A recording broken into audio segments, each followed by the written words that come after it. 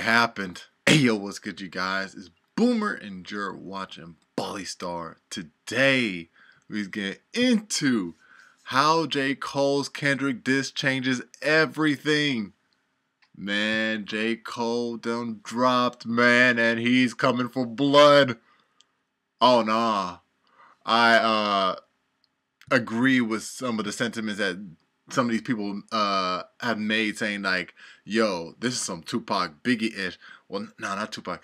Jay-Z and Nas. You feel me? Because they were going back and forth. Tupac was going at Biggie, but Biggie was throwing subliminals. You feel me? But nah, this is straight, like, you ain't seen this ish since Nas and Jay-Z. And one thing that really caught me on to that was that, like, J. Cole said the same thing that Jay-Z said, saying that, like, yeah, your first one was a classic, your third one,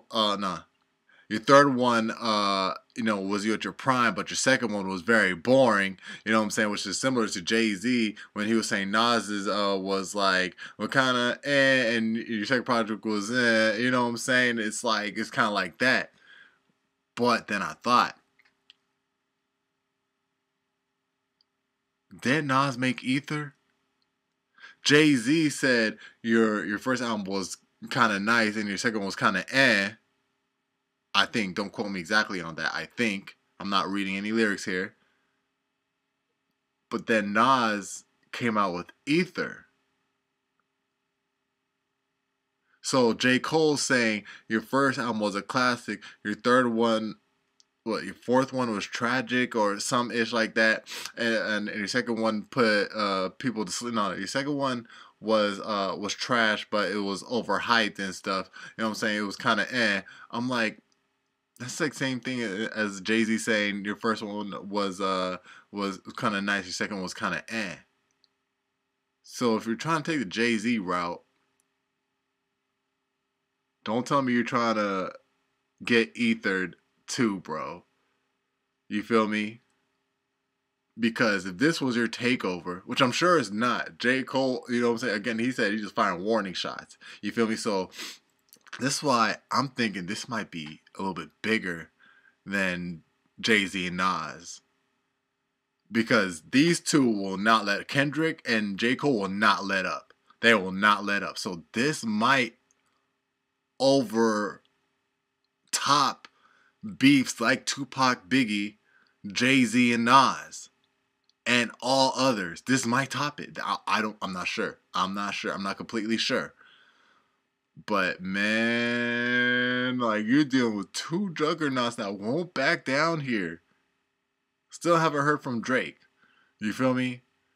But at this moment, it's like, at this moment in time, at the time of this recording, the moment that you're watching this, you know what I'm saying, until Drake drops, and you know, this is before Drake drops, in case Drake did drop,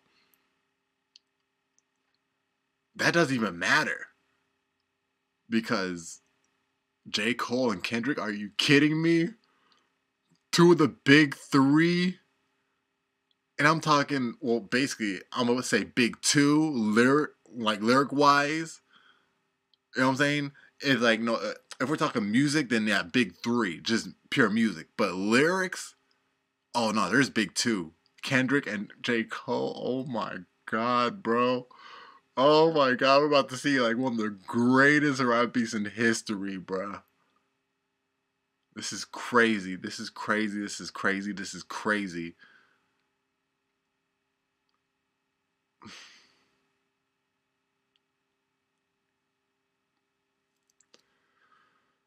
What a time to be alive. What a time to be alive. Man, but without further ado, oh yeah, I also forgot to say, and especially people don't even count this. I'm pretty sure people have counted this as well. You know what I'm saying? Like, I ain't gonna lie, I watched Academic's video on this, and I'm surprised he called this out. You know what I'm saying? Because he usually be like, you know what I'm saying, like de-stroking, and you know what I'm saying, like wanting Drake's and I guess possibly J. Cole's now, not all up in his mouth. No Diddy, you know what I'm saying? Like, he be he, the dude ain't got no tonsils for Drake. And I guess now J. Cole now, you know what I'm saying? But I was surprised. He actually gained a pair of tonsils for this. Like, he actually said, well, hold up. You can't call Kendrick to Pimp a Butterfly boring if, hold on, let me check. Your second album, what was the second album? Born Sinner. And I was surprised. I was like, bro, thank you. I'm like, bro, like when he said that, I was like, bro, J. Cole, isn't your second album boring too? Like, to me personally, and to a wider range of people. During that time you dropped me out, a wider range of people was like, yeah, that shit was a snooze fest. So much that he had to, you know what I'm saying, like amp things up. That's when he dropped Forest Hills. You know what I'm saying? That shit was hard, you feel me? But Born Sinner, bro, that shit was a snooze fest. Oh my god, I remember I literally fell asleep listening to that album. I didn't fall asleep to Pimp a Butterfly. I don't know. I couldn't get halfway. Well, I couldn't get more than halfway through it. You know what I'm saying? I ain't gonna lie. Kendrick's The Pimp a Butterfly. Yeah, it was, you know what I'm saying, political and all that stuff. You know what I'm saying? But it's like, bro, yeah, I ain't gonna lie, bro. I ain't gonna lie, bro. I can't even get through more than half of the songs. Like, I only like one song off that album. You feel me? And same with J. Cole too. I only like one song off that album. So J. Cole can't throw stones living in a glass house in that aspect. You feel me? Saying To Pimp a Butterfly was boring, but Born Sinner was just as, if not more boring, to me personally, more boring, that I actually fell asleep listening to that shit. It's crazy. It's crazy. And also, you said like what, your third album you was at your prime. You know what I'm saying? Like, you know, that was possibly your best album. I'm like, bro, Cole, Forest Hills was like your best album too, bro. So, but again, this is just a warning shot. I'm gonna let all that slide. I just thought I had to call that out. You feel me? Um, because yeah, we're gonna see how in depth this might go. So without further ado, let's get into the video. Let's go. After weeks of waiting for somebody to respond to Kendrick Lamar's insane verse on Future and Metro Boomin's Like That, while Drake is still dodging the studio, J. Cole has answered to Kendrick, and he didn't just come with a diss song of his own, but he released an entire new record titled Might Delete Later, and with Cole right now being in the biggest feud that he has ever been in his career, the question everybody's asking is, did Cole take a lead against Kendrick in this beef so far, or did he fold under the pressure? Now, when we look at Might Delete Later, it's important to understand what this record is trying to do in its entirety. As J. Cole has been teasing this project for the past few months through cryptic snippets on burner social media accounts, he has already laid this album out to not just tease what will be coming for his final album, The Fall Off, but from Might Delete Later's dark production to Cole's demeanor, which seems much more intense than it has ever been. This LP is here to set a fire in the rap world and serve as a warning to every other MC that they cannot compete with J. Cole, and as Kendrick Lamar just poured gasoline all over the genre with his latest verse, this has only raised the stakes of the entire project even more. So when it comes to how J. Cole performs, as the pressure and tension in the rap game has never been higher, while we need to dive into this project more to see if he was able to get the best of Kendrick, it's obvious that throughout so much of this LP, J. Cole is rapping on a level that we have never seen from him before. The J. Cole we see on most of this project is not the typical humble and friendly Cole that we are used to seeing. But thing is, J. Cole always talks about like he'll eat these rappers, on almost like every verse of a song he features on. And some of his songs, you know what I'm saying, I guess some of the songs from like 1 or 2 years ago, you know what I'm saying, from his album. Yeah, he always like boasts about like, yo, I'll eat any rapper I compete against. Well, now you're at the top of the top, man. You are equally matched, sir. You feel me? So What does this guy say? J. Cole is rapping on a level that we have never seen from him before. Rapping on a level we never... No, this is a level we've been wanting him to see. This is a level we've been wanting him to see. Talking about all eat these rappers. Okay, time to show and prove. We've been waiting for you to eat these rappers. Now, time for you to go toe to toe, eye to eye. I know he made a joke that is like, no, saying battling Kendrick is like swatting a fly.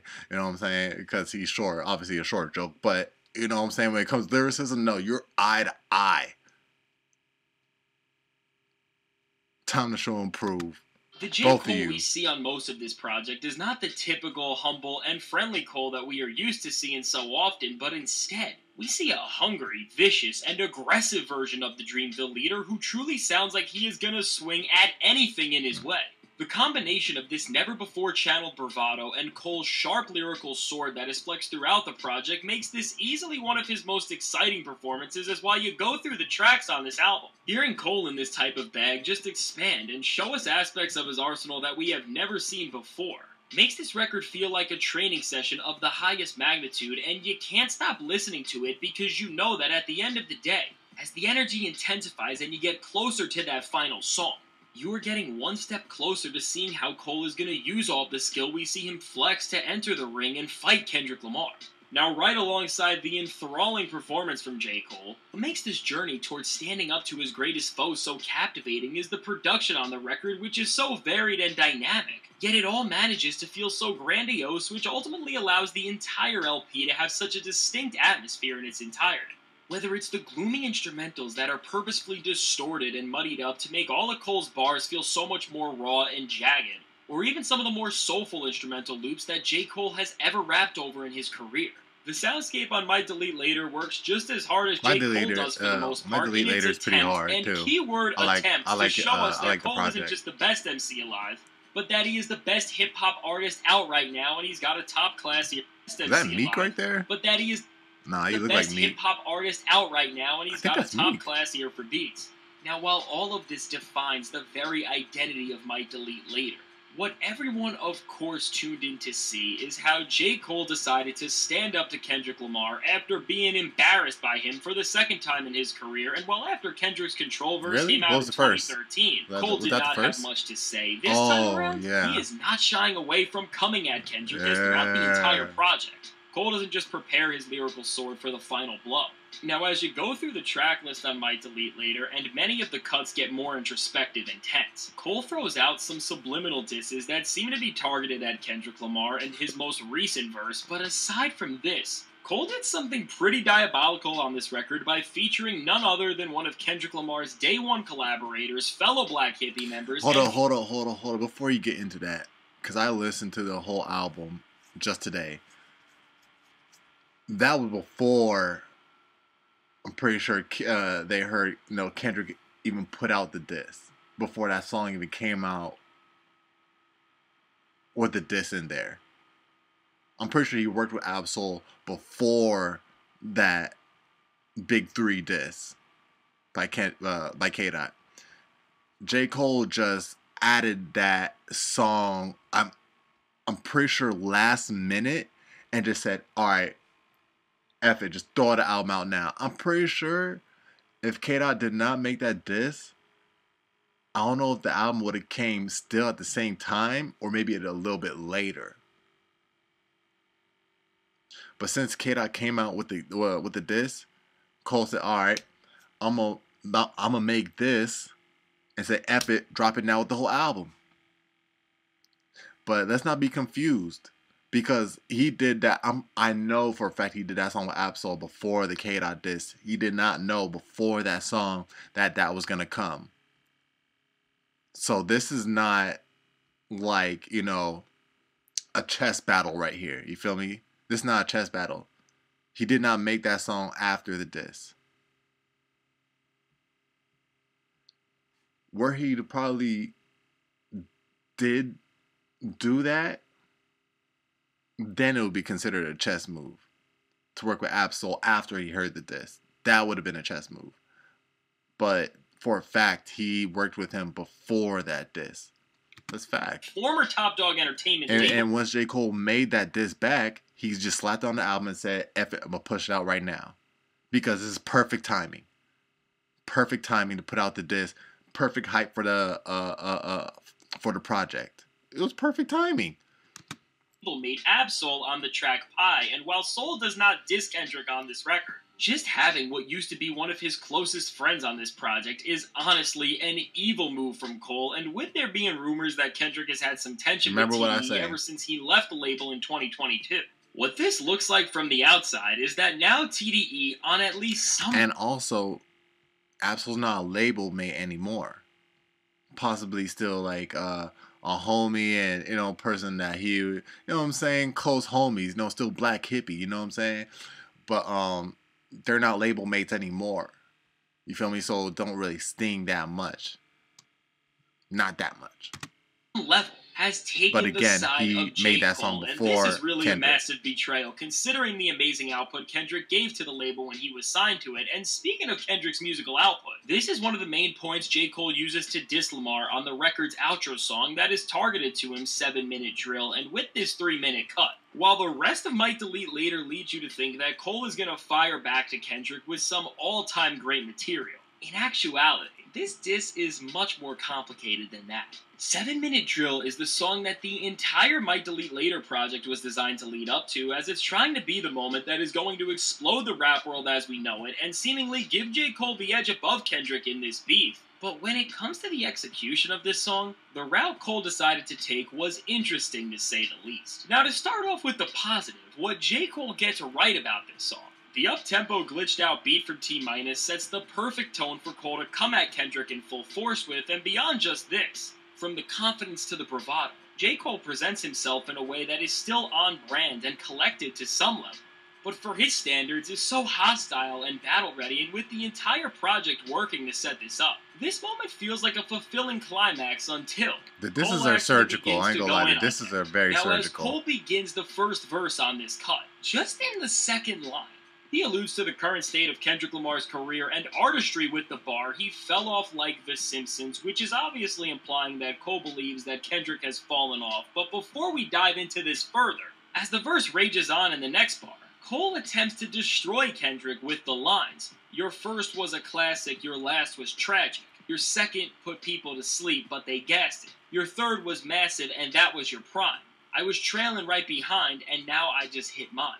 And with this series of bars, this entire gotcha moment that Cole tried to pull on Kendrick just crumbles for so many reasons. Now first off, with Cole saying your first album was a classic, well on the track it says Kendrick's first album. What he's actually referring to is his second album, Good Kid, Mad City, which is the same exact way MGK dissed Eminem in their rap beef, as he mixed up when certain albums came out, and ultimately, with a slip like this, just as Eminem made fun of MGK for not even getting his facts right before coming at him, Kendrick now has the power to do the same thing, but beyond this, Cole says Kendrick's last album was tragic? Now, Mr. Morale and the Big Steppers was not an album that was designed for the clubs, but to call this album tragic and say that Kendrick has fallen off because of it is just blasphemous, as this project had such a greater impact than just being a huge popular commercial record and make...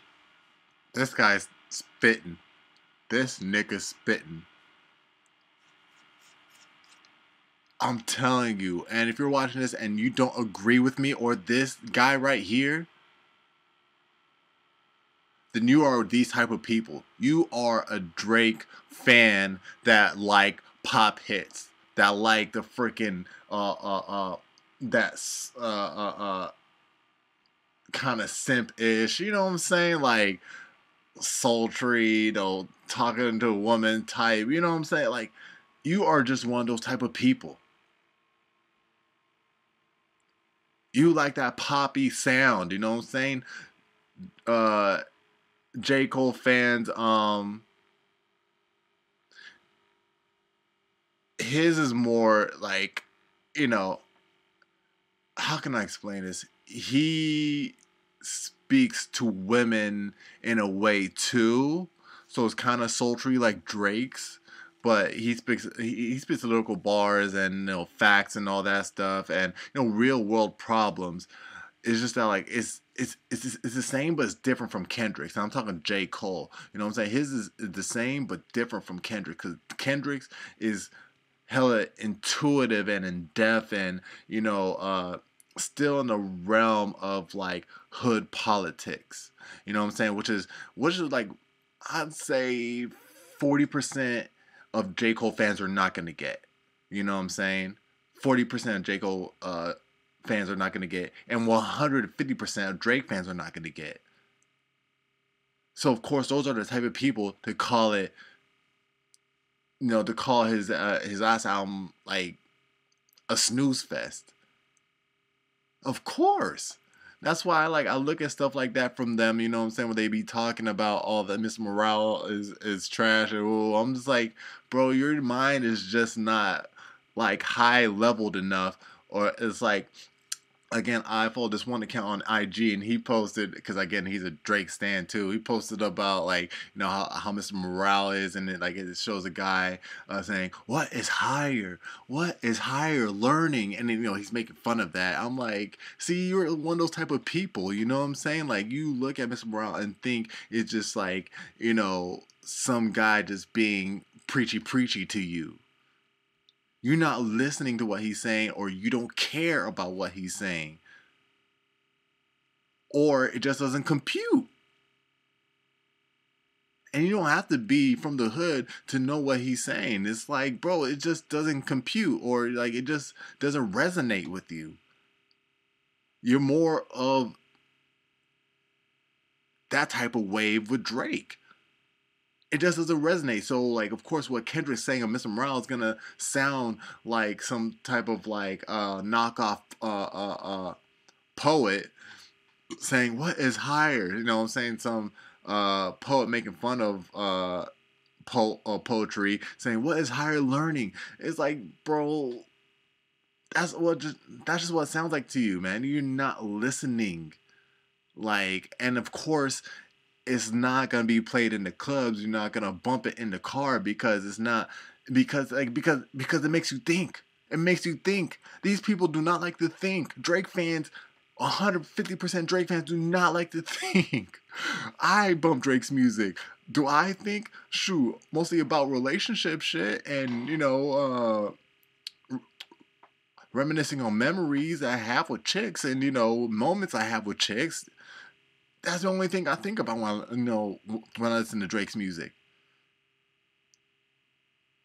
But when you listen to Kendrick's music, to K-Dot's music, bro, he makes you think so intuitively. You want to think about stuff that you don't want to think about, or you don't have the time to think about, or that you possibly don't want to go in depth with yourself to feel stuff that like you don't even know matters. He makes you think that type of thing, man.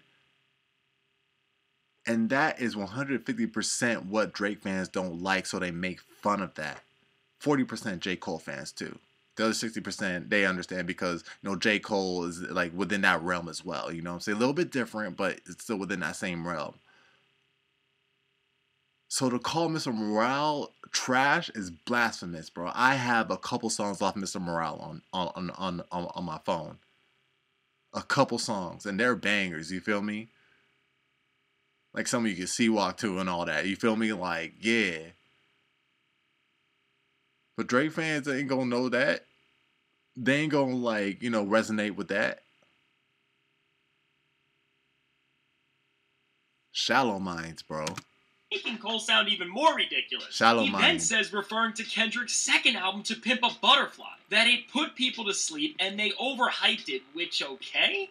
I could sit here and get mad about this, but this is such a subjective way to throw out a diss that it's not even worth it. And then shallow, with Cole going on to way. say that Damn was when Kendrick peaked, as it was such a massive record. Going back to him calling Mr. Morale the Big Stepper's tragic. If he's basing this off of the success of an album, Mr. Morale literally outsold the off-season first week, so from Cole getting the timeline wrong, not sticking to a criteria to define greatness, and just speaking his unpopular opinions and trying to push them as fact, this diss just feels lame. Now, Cole is still able to pick... Oh, nah. Oh, nah. Oh, my God, bro. Oh, my God. Oh my God, I'm not going to say what I just thought, but oh my God. Things back up as he boasts about his skill and talks about the run he is on, which is definitely a fair point considering how dominant and great of a feature artist he has been. And then as he disses Kendrick's Grammys and calls the awards show meaningless, I gotta say, that was a genuinely great call-out. Oh, he won a Grammy for that? Then, the verse begins to plunder again as Cole resorts to just making fun of Kendrick Lamar for not dropping enough music, which, considering the quality That's the only thing Drake and J. Cole has on this nigga. He just doesn't drop enough music. That's the only ammo they have. Like, bro, I laugh at motherfuckers that make fun of shit. Like, I'm like, bro, you don't know how overly saturated you guys are, bro. You guys are so overly saturated, bro. Y'all are like water on top of oil, bro. Y'all are the water. Y'all minds are cooked. Y'all have microwave minds, bro. Y'all mind is just popping like popcorn because you always need to be fed like every fucking week, bro. Popcorn minds, he releases man. When he does drop. It's just a ridiculous critique, but beyond this, on the second half of the song, Cole once again alludes to the lack of music from Kendrick with the line, 4 albums in 12 years, I can divide, which is a reference to one of Jay-Z's disses at Nas on his song Takeover, and I think we all know what happened after Jay-Z drops Takeover, which was, of course, Nas clapping back at Jay and humiliating him with the song Ether. Now, I'm not superstitious, but J. Cole seemingly... And not only that, when he said, like, what? And I'm pretty sure y'all can correct me on this. I hope y'all can correct me on 4 albums in 12 years, I can divide. Oh, I thought he said 10. Oh, 12 years. Oh. In 12 years, I can divide. Which is a reference to one of Jay-Z's disses at Nas on his song. So that means an album every 3 years or so. When in reality, it's only been like 2, mostly 2.5 years. Because, again, I looked at Academics, the way he went through Kendrick's album. He's like, he dropped the first one, I think, 2015, second one 2017, third one 2019. So it's every 2 years. So you can say 4 every 12 years or something like that. What do you say again?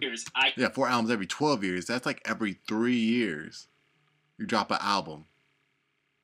So it's not even mathematically correct. To one of Jay-Z's disses at Nas on his song Takeover, and I think we all know what happened after Jay-Z drops Takeover, which was, of course, Nas clapping back at Jay and humiliating him with the song Ether.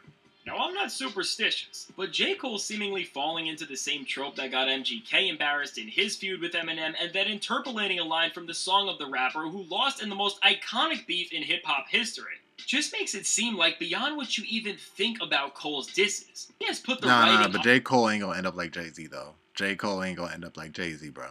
I know that for a fact. I know that for a fact. On the wall for himself to just get destroyed at this point when Kendrick eventually I already know J. Cole gonna figure out something. Now, it's really frustrating. That's why I say this is the most exciting rap beef ever. Ever. If I didn't say so in the beginning of the video, I'm saying it now. This is going to be the most exciting rap beef ever because J. Cole is not going to end up like Jay-Z. So this might... Even with all this, I don't think this diss is horrible musically between the T-minus beat in the first half and the Conductor Williams one in the second, and also... Cole dropping a line like, I'm fully loaded, I can drop 2 classics right now, is genuinely great, but overall, when you look at this verse in its entirety and see all of its flaws, there is no reality where what Cole did on 7 Minute Drill is better than what Kendrick Lamar did on Like That. Now, with that said, yeah, Kendrick Lamar has to respect... Kendrick had a triple entendre for his last bar, for his last 4 bars, bro. I didn't even realize that until I saw somebody go over. I was like... Okay, with all these 9, they go see Pet Sematary. I was like, and when they point out the triple entendre in that, I was like,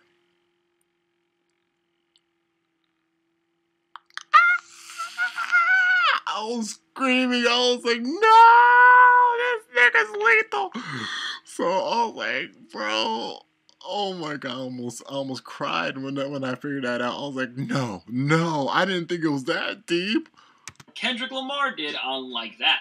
Now, with that said, Kendrick Lamar has to respond to this, and I do think that he will. Whether he makes another appearance on Future and Metro Boomin's upcoming second album, We Still Don't Trust You, or he releases a song or even project of his own, because now, with Cole not just releasing a diss that, while not great, still has everybody talking, and on top of that, giving us an entire project of some of his most inspired material ever. While most hip-hop fans will still refer to Kendrick as the king of the rap game, with all this new material that Cole's given us out of nowhere, he has definitely turned people's heads and made this feud interesting. So all in all, with J. Cole's new album, Might Delete Later, while the Kendrick diss did not hit as hard as it could have, and Cole may have made some errors that may make him the laughingstock of the rap world very soon, as a whole, this is one of Cole's most entertaining projects ever, and it definitely makes a strong push in the early album of the year race for me.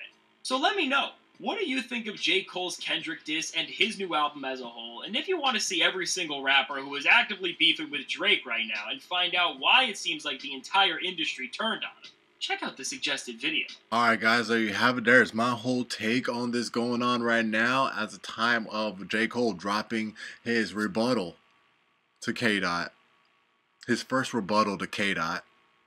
You know what I'm saying? I didn't have time to go over the diss with y'all, you know what I'm saying? But, you know, I'm going over everything right now.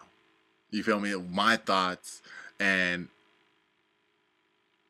you know, just surgically, like, you know, going through the lyrics of, like, you know, of what they said and, you know, what's going to happen from it. You feel me? But yeah, y'all let me know your thoughts about this going down in the comment section down below, man. This is hype. This is peak. This is, bro, top notch, man. Hey, let me know your thoughts.